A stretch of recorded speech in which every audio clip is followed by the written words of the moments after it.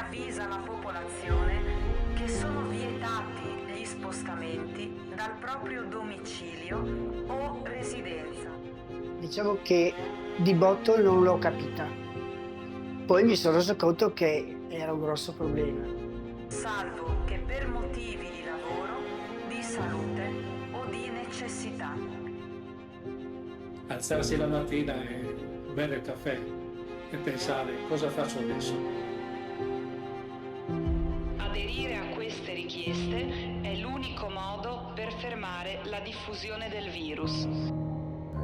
Uno dei miei assessori, eravamo in Piazza Libertà, era già buio e quando è arrivata questa camioncina, insomma, con questo megafono a dire alla gente fondamentalmente di stare a casa, devo dire che è stata una cosa di grande effetto e siamo andati a casa tutti quanti con un grosso punto di domanda per quello che era l'avvenire, per quello che era il giorno dopo, per quello che era il mese dopo, per quello che sarebbe successo.